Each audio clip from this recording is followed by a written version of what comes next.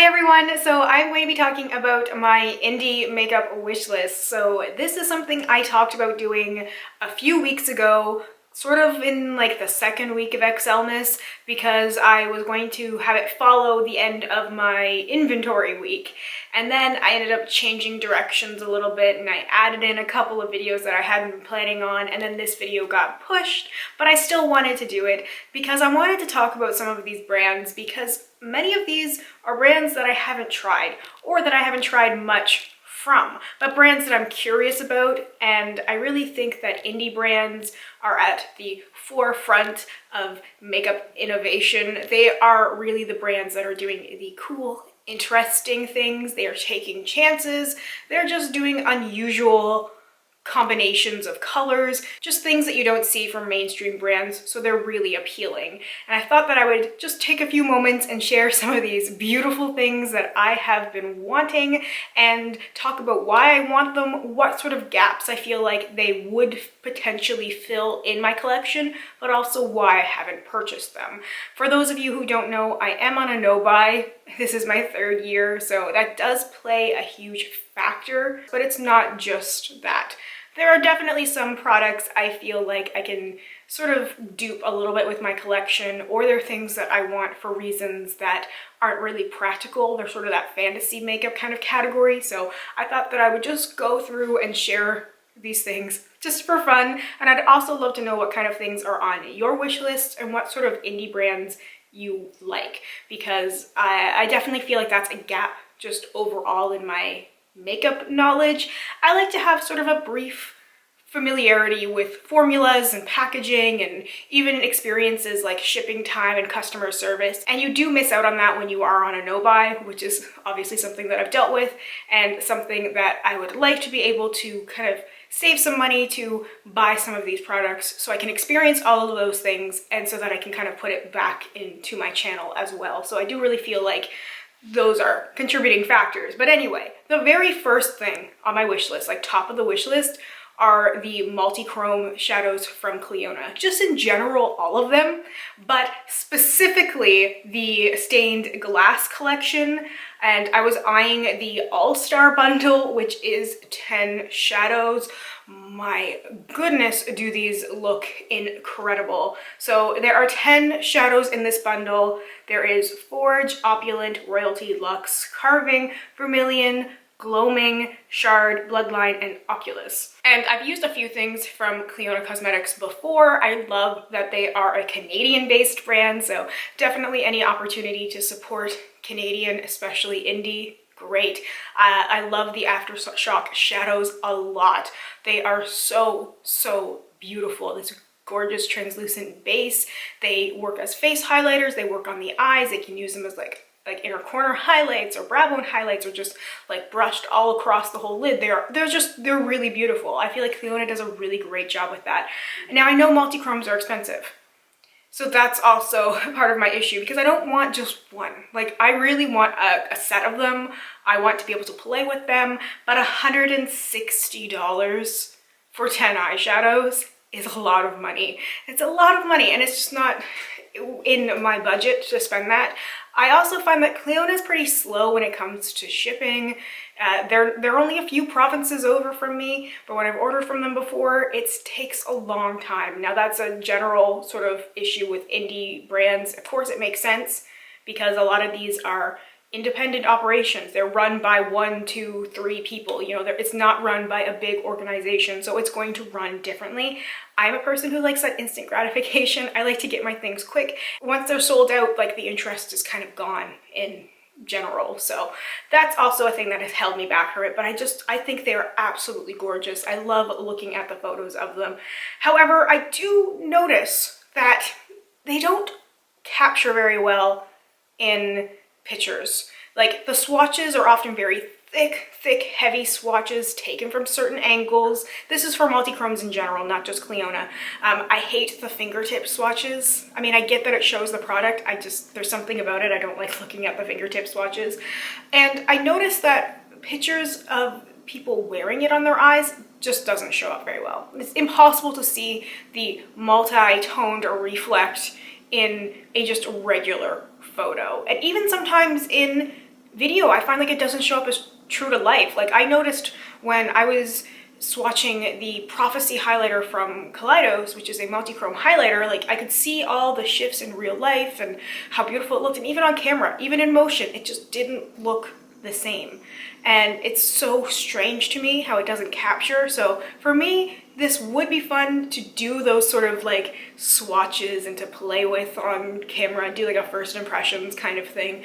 But I don't feel like it's something that I would end up using a lot for YouTube purposes, and for real life, I feel like I have so much already that I don't want to make something else a priority to use. Yet it would be good to have something to use in conjunction with the things that I'm trying to get more use out of, if that makes sense. But I have so many like duochromes and metallic shimmery shades that I feel like I can still accomplish something that looks kind of similar in photos and videos if it's not the exact same experience, which is also why I've held off from purchasing these.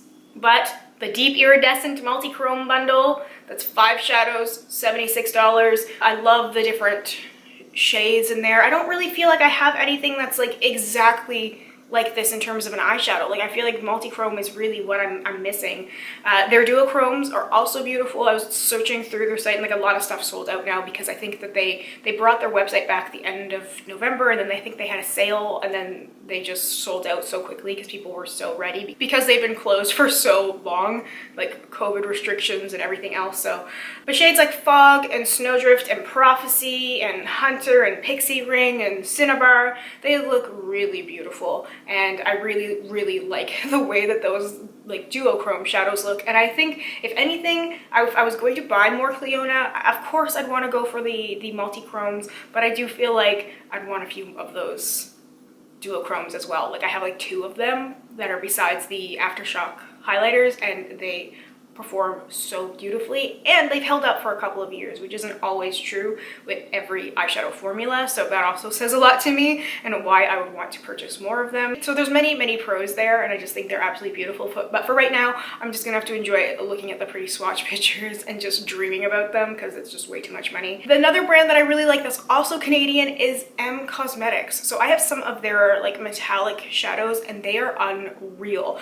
They're some of my favorite shadows to swatch because they glide so easily. They look beautiful. They're beautiful to wear as well. It's not just the swatching. They really are beautiful shadows, but I have like the equivalent of 1 palette's worth because that's what I had ordered a couple of years ago, and they're still beautiful. They have the Monet Jasper palette, which has an assortment of these gorgeous shadows. I really like the look of Zeus and Carrot Smoothie and Silver Beige and Sun and Aqua Sea. I think they have really good shadow names as well that are just really like to the point, descriptive enough that really tell you what the shadows like are supposed to be. And I really like this version, this beautiful looking palette. Like it's $55 for 9 shadows. I have some similar shadows to this, yes. Like I probably could create something very similar with my indie single shadows, but I feel like there would be a little bit of a difference there, and I really do enjoy the Emme Cosmetics formula. So this particular palette has 4 shimmers and 5 mattes, and I did hear that the mattes are actually pretty good. I have a couple of mattes and I found they weren't great, but apparently they are better now. So I'm really curious to try those. So that's another reason why. They also just have beautiful shadows. Like I was scrolling through their site a few weeks ago, and then again just before I did this video, and I was like, oh my God, like berries and chocolate eyeshadow, blue moon, Hawaii hazel, lime grass. I love green eyeshadow. And I feel like I have a lot of green eyeshadow, but there's just something about the tones of greens that I find come across in indie shadows that are just unlike anything else. And as a green shadow lover, I just want to collect them all. Like I feel like, do I have a lot of green shadow? Yes, but can I ever have enough? No, because I feel like there's always some sort of like difference. And I feel like there's a few sort of shades of green that I'm missing, like that lime grass shade. I feel like I don't have anything that's quite like that. And I'm always looking for those different unique green shades to kind of fill the green gaps with what I have. The next brand on my wish list to try is Midas Cosmetics. So I've never tried Midas. So unlike Cleona and Emme Cosmetics, which I am familiar with, which is why they're 2 of the brands that I tend to name drop the most because I have used them. I do like them, Canadian, etc. But I've never used Midas Cosmetics, and I've heard a lot of good things. And there's a lot of like my fellow creators who have some experience with Midas Cosmetics, and I like seeing their videos and their posts with it, but then there's that part of me that's like, I really want to try it. And I've had the Lemonade palette recommended to me so many times because it is this gorgeous yellow based palette, and there are so many different shades of yellow. And anytime I mention like my lack of yellow eyeshadow, because truly I think I have like less than 5, and they're just not the exact kind of yellows that I want. Like this palette just hits all of those shades of yellow that I'm always talking about. And I feel like it's a really affordable palette as well. So it's 9 shadows for $18, which would, I assume, be American, because that's what most of these brands tend to be based out of the US, or at least the default tends to be US prices. I do think that this looks like the kind of thing that I would get a lot of use out of when I'm in my yellow shadow phase, which isn't constantly. I feel like it's like spring and summer for the most part with like some yellows. I do tend to fall seasonally. It's not always. I don't always just fall into like specific seasons, specific colors at certain times, but I do feel like yellow is not like a wintry sort of shade for me. Like I bring the yellow out when I'm tired of winter, which does happen pretty fast, but I do feel like, you know, November, December, January, maybe February, not really into yellow. So usually the times when I would be like talking myself into buying something is when I wouldn't be into these colors. The other palette I saw was the Artistry Palette Volume 2, and I've seen a few people use this palette as well, and I've come across a few posts on like Instagram and like, oh my god, so envious, because this palette with those beautiful green shades, I just feel like this is such a unique color story. Like you don't usually see these kind of colors in a pre-assembled palette. Like this would normally be something that somebody would have put together themselves, because you have 3 shades of green, there is like a mustardy kind of shade, whatever, like a burgundy shade, and I'm trying to see the photos clearly on my phone with all the lighting, but it looks like sort of like golden kind of coppery kind of shades. It's unique, and I don't feel like I have most of these shades. Like, do I have a goldeny sort of copper shade? Yes. You know, do I have burgundy? Yes. Do I have green? Yes, but I don't feel like I have these shades of green. So I feel like there's those differences in there. It's so different and it's inspiring because it's something that's different. And sometimes it's just a matter of a different organization, a different layout of things, but this just looks beautiful. And I want to try the brand. I want to try the formula. Like I said at the beginning, there's little gaps in my knowledge when it comes to formula, and I hate talking about things without having some sort of base point of reference, because I've never experienced it. I don't know what it's like to order from them. I don't know what it's like to receive things. I don't know what it's like to try it. So it's definitely something that I want to try at least one thing from, so that I get that kind of experience. The next brand is Rituel Cosmetics. So I came across their Instagram a couple of months ago and I followed them because I like that they rearranged their single shadows, and they were really inspiring with the names, and every now and then they put something out there where they put like assortment of shadows and be like, what does this make you think of? And then reading through all the comments of like what it made people think of, like what that sort of color scheme made them think of in terms of a name. Really cool. I think that was a really cool idea for their Instagram. Like they're very engaging in their Instagram, unlike other brands, not specifically indie brands, but they're very engaging. So they really talk to their consumers, they respond back, they're really positive and polite. So that is like a really good sign for me. Like, you know, people talk about red flags, like that's a green flag. I really think that their social media presence seems to be pretty good. Hopefully no one's gonna come in and drop some drama about them, because I really hope that they are as good as they seem to be. But I saw the Velvet Dusk palette posted on their Instagram, which is $47, and it's 7 mattes and 5 metallics, and it's a grunge inspired shadow palette. And I just think it looks beautiful. Again, an unusual color story, because you have the greens and the purples together, you have the brown, you have these shimmery shades like the shimmery pink, and again, it's just so different. I can't imagine like a mainstream brand doing a color story like this, because I feel like people would be like, whoa, that's too different.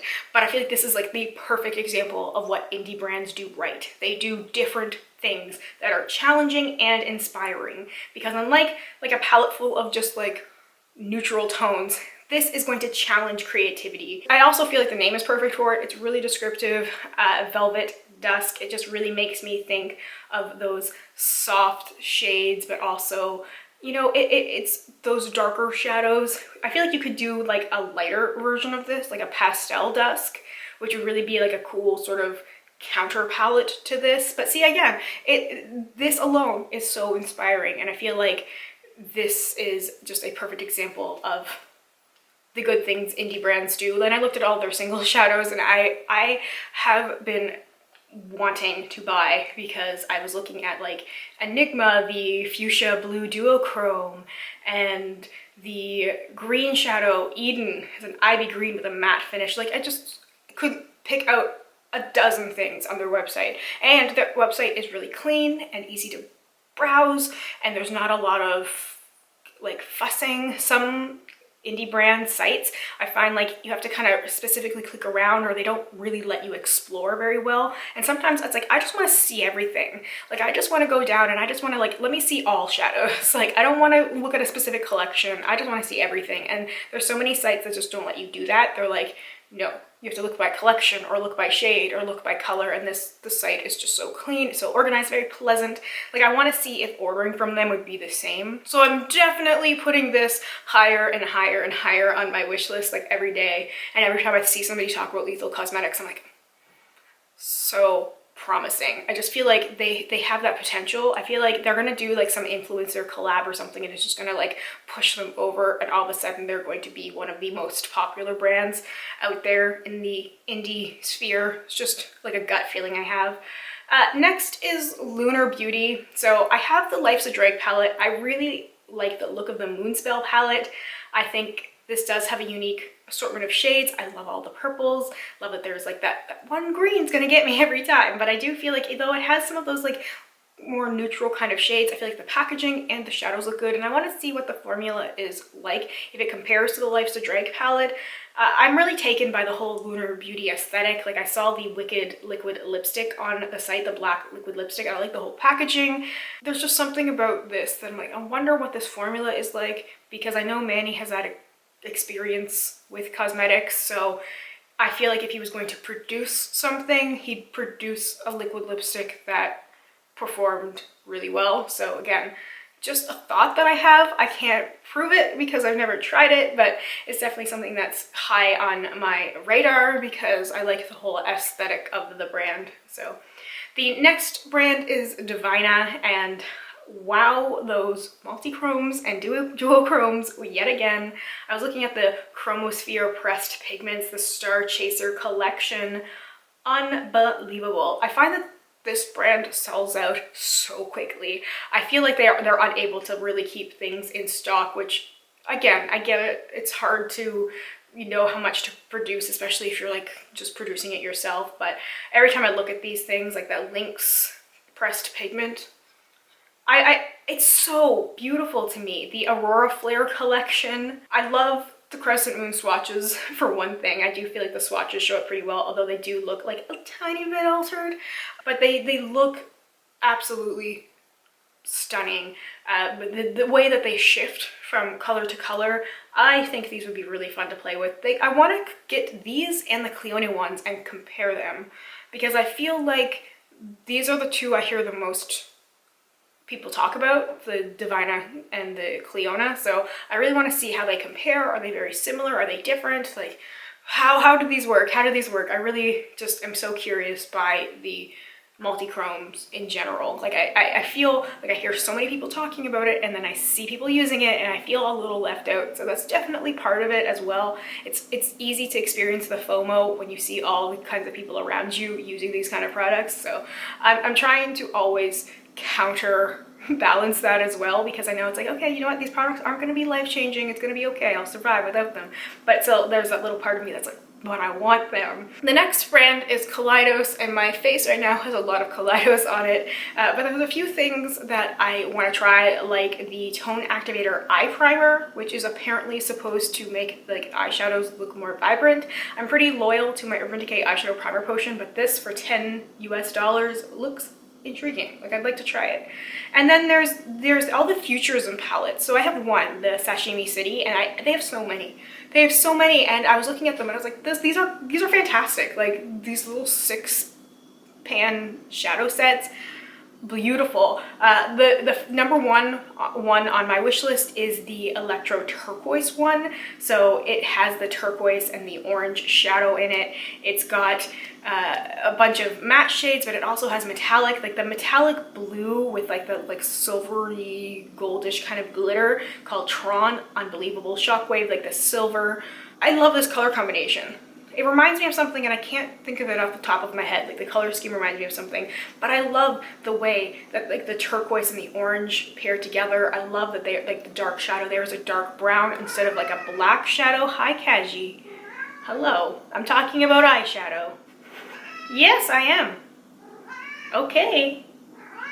Hi. I'm sorry, there's no Cashmere cameo this time. She does not want to be picked up. She just wanted to come say hello.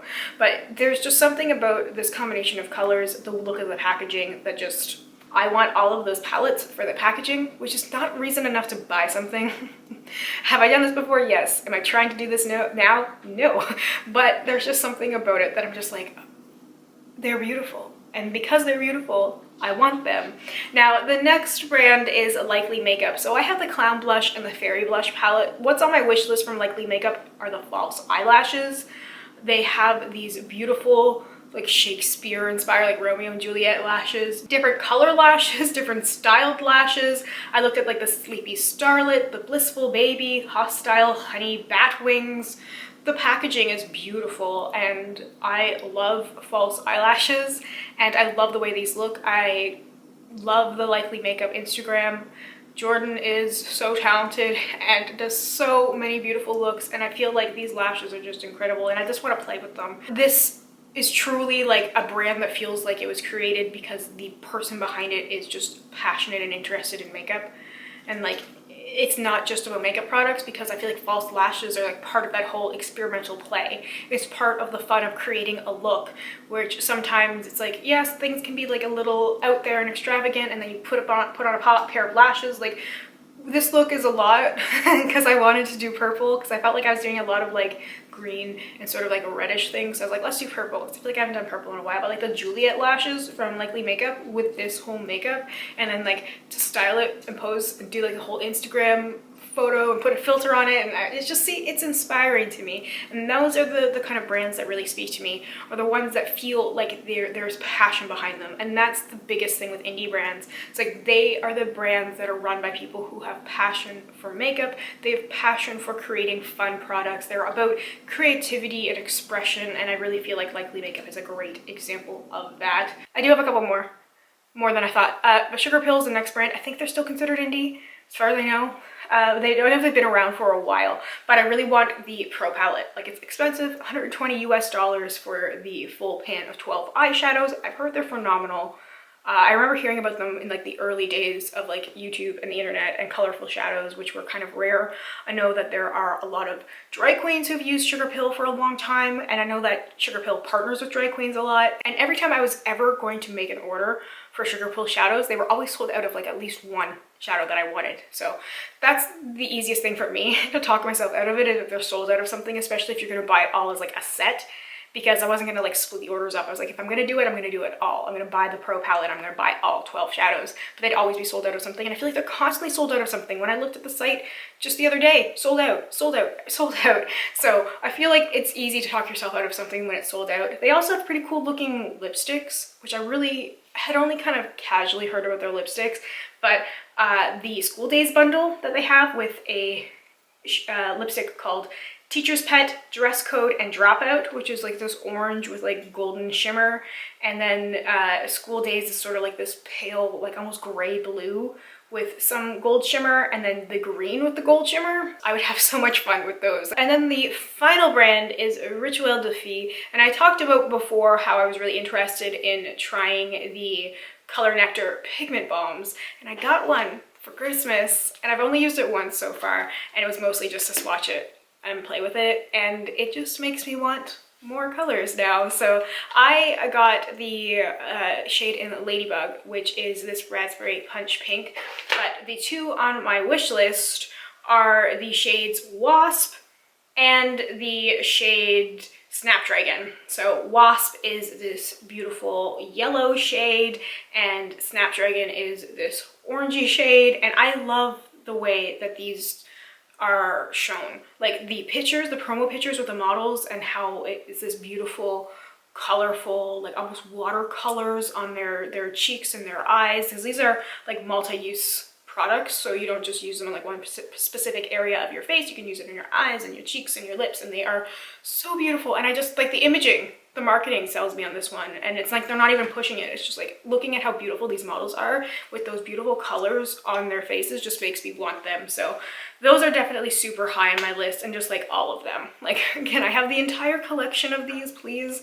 They really are inspiring products to me. Other shades being Blood Flower, Bee Sting, and Glasswing. I just think that they just look so stunning. To give a reference, I'll show you what they look like. So they're not large products by any means. Like they're small, beautiful little compacts. And then when you look at them inside, it's like they're beautiful and they're kind of glossy and like a little bit kind of sheer, and they are unreal. I've never seen a product like this. I've never seen sort of the marketing, like the campaign with the models like that, where it just takes your breath away to look at. Like it's some of the most stunning campaign photos for a product that I've ever seen. So I would love to try more of those products because I think they are so beautiful, and there's something so appealing about Rituel de Fille in general. Like I feel like it has that kind of like light witch sort of appeal. Like it's definitely a aesthetic brand that I wish I was more like. I don't feel like I'm like the Target, like Rituel de Fille kind of person, but I wish that I was. So that's also part of it. It's part of that whole fantasy makeup thing where it's like I really wish I was that kind of like simple, let's apply these beautiful products with my fingers and call it a day, which is totally not me, but how I wish that I was sometimes. So I just had to mention those because I really am quite taken with that brand in general. So anyway, that is all for my indie makeup wish list. Let me know what products are on your wish list, and if you've tried anything on my wish list, please let me know. Let me know if I should keep it on my wish list or if I should take it immediately off, because I really, really value your opinion. It means a lot to me to hear from people who have already tried these products and have experience with them. So I'd love to hear your perspective on the things I've talked about, and I'd love to just chat with you about things that you've been wanting and why. So anyway, thank you so much for watching. I hope you have a wonderful, wonderful day or night wherever you are, and I hope we get a chance to chat soon. Bye for now.